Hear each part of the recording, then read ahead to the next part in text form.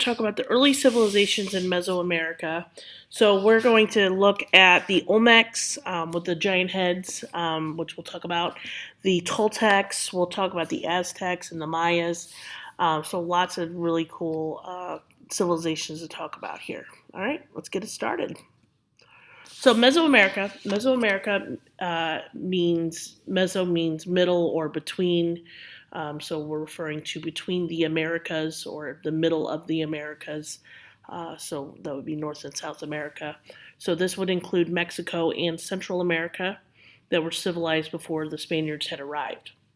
So the Olmec is the first civilization that we know about. Okay, so the Olmec civilization began around 1200 BC in the hot, swampy lowlands on the coast south of Veracruz, Mexico.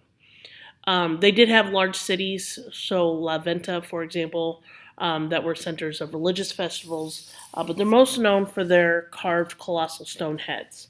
Okay, some believe that they were to represent the gods.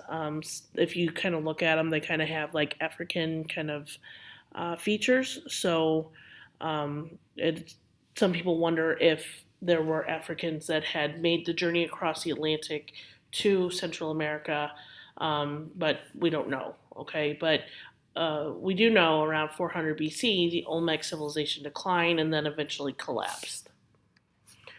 So this is an Olmec head, in case you were wondering how big it is. They do range in size, but this is about an average Olmec head and next to a man, so they're pretty darn big. All right, Teotihuacan is the place of the gods, and this is Mesoamerica's first major city. It's located really close to Mexico City, as you can see on that map there.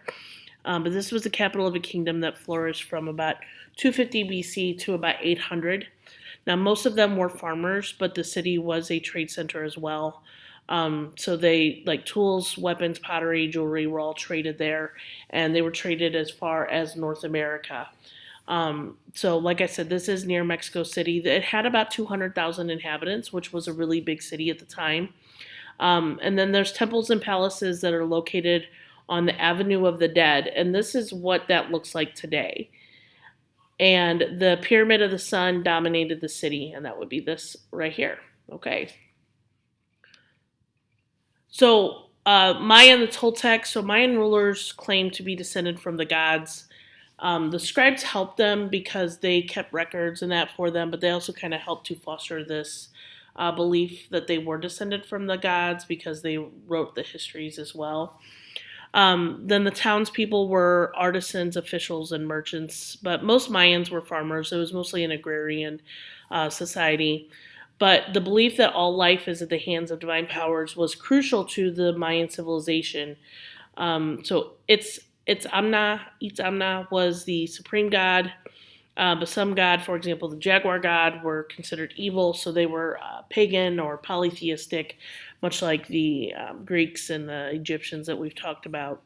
But one way they could appease the gods was through human sacrifice. Okay, so they were definitely known for sacrificing humans.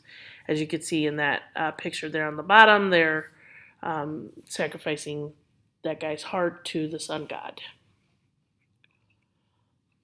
This right here is a video. It's real short about a ball game that they would play, and basically it was to decide who would be sacrificed. So here we go. For the Maya, the sky was not the only otherworldly domain, and the gods of the sky were not the only ones that had to be appeased. Beneath the earth, there lay another vast realm, a supernatural underworld where the spirits of the dead roamed. For the Mayas, the structure of the world. We are living in the living plane that it's the earth, and then there's the skies with different levels, and of course the underworld. The underworld was the place where the people that are not living anymore are there. So for them, when you die, it's not the end of everything. In the Popol Vuh, an ancient Mayan narrative, the underworld is called Xibalba, the place of fear. It has 9 perilous levels, ruled by 12 lords, gods of death, who are responsible for disease and affliction. The Maya believe this place of death exists side by side with the land of the living.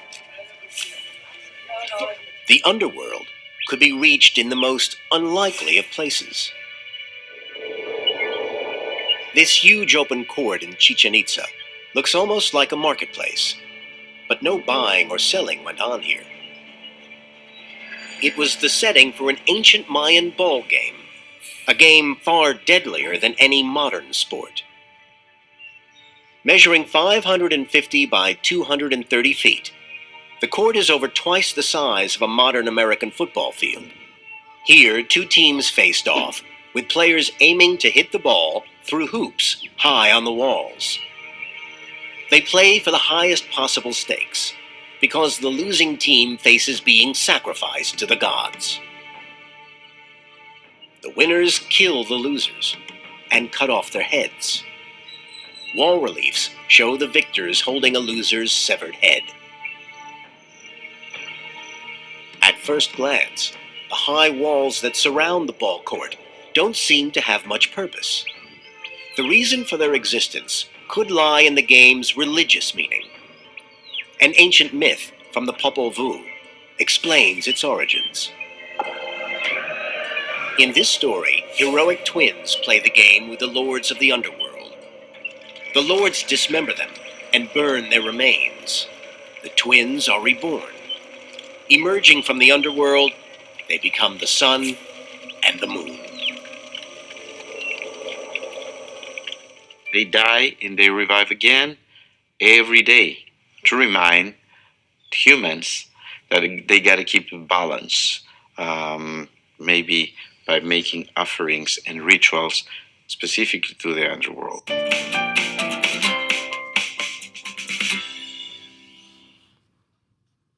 Okay, so that's that ball game. It's kind of a crazy game. So the idea was to get the ball through the hoop as many times as possible, and then hopefully survive it at the end. So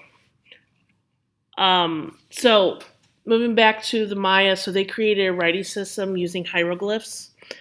So it's picture writing, so much like we saw with the ancient Egyptians, and there's some examples of it right here. But the Spaniards assumed the writings were evil because they weren't Christian, and the Spaniards were like really devout Catholics. So they destroyed many of the Mayan books.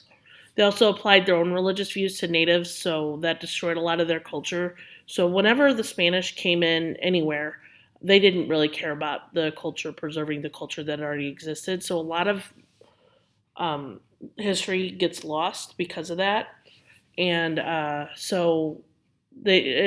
because they felt like they were saving their souls by converting them to Christianity. The Mayan also recorded dates in the Mayan calendar known as the Long Count, and that's it over there on the bottom. And this was based on the belief in cycles of creation and destruction. So they believe that our present world was created in 3114 BC and would end on December 23rd, 2012, which obviously did not happen since we're still here. So that was pretty neat. But it was basically just cycles. Okay, so they didn't believe that the world necessarily was going to end, but that would start a new cycle. So at the time when the whole hysteria about 2012 was going on and the end of the world, somebody went down and interviewed some Mayans, some people who are descendant of the Mayans, and they had a major drought going on at the time, and they're like, well, we're not really concerned about the end of the world, but we are concerned that it needs to rain. So that was really their concern at the time. So I guess they didn't really care that much about it. So but they used a solar calendar of 365 days, but also their priests used a sacred calendar of 260 days. And every 52 years, those would coincide, which is kind of cool. But they foretold the future and omens for each day with this calendar, but only priests could read and use this calendar. So the Toltec, they existed from about 900 to about 1200. They were fierce and warlike people. They conquered the Mayan lands of Guatemala and the northern Yucatan, so the Yucatan Peninsula, and they built great palaces and pyramids. But they also controlled the upper Yucatan Peninsula from Chichen Itza. So Chichen Itza was their capital city, and there's some pictures there of Chichen Itza. That is a very popular tourist site, by the way. If you ever go to Cancun for vacation, going there and seeing all that is pretty neat. So the Aztecs. So 12th century, the Aztec began a long migration to the Valley of Mexico, and they established their capital at Tenochtitlan, which is present-day Mexico City. And this was an island in Lake Texcoco, and I'll show you what that lake looks like then versus what it looks like today, because it is very different. But they built a city of temples, other public buildings, and then roadways that linked the island and the mainland. But the kingdom was a collection of kind of semi-independent territories that were governed by lords, and then those lords would pay tribute to the king. So this was a really similar to the feudalism that we saw with the Japanese as well as obviously in Europe. But the king was an absolute ruler, and he did have a council to help him, but he ruled absolutely, and he claimed descent from the gods, much like the Mayans did. Now, most people in Aztec society were commoners and farmers, but merchants also lived in the cities as well, and so they were able to trade in the cities. So this right here is Lake Texcoco. Then in 1519, when Cortez came, versus what it looks like today. Okay, so you can see there's not much left of the lake. It's pretty much dried up. Okay, you can see this here. There's the mountains there and there. Okay, so that is all linked up. So this is where the cities were on these islands, and then around the lake. All right, this right here just shows, this was on the other slide, but this shows the extent of the Aztec Empire. Okay, so boys and girls had very different roles from birth. So boys were trained to be warriors, and girls were supposed to be homemakers. So women were not equal to men, but they could inherit property and enter into contracts. But they were also allowed to be priestesses, but they didn't have nearly as much power religiously as the priests did. Huitzilopochtli and Quetzalcoatl, who was the feathered serpent, were important gods. Quetzalcoatl left his homeland, the story goes, he left his homeland and vowed to return in triumph.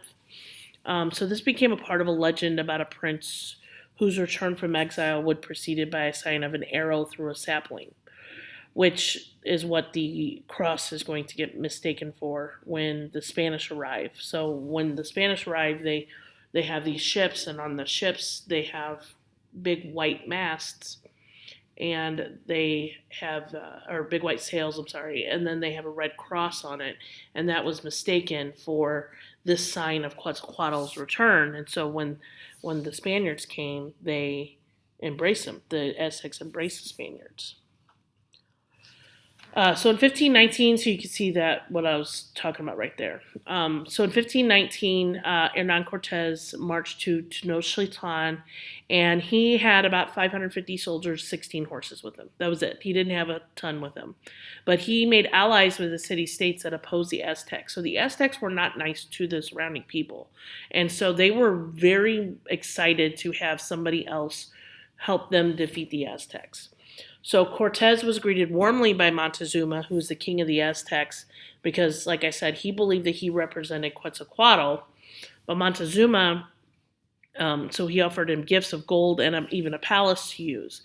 By 1520, the local population revolted and drove the Spaniards from the city.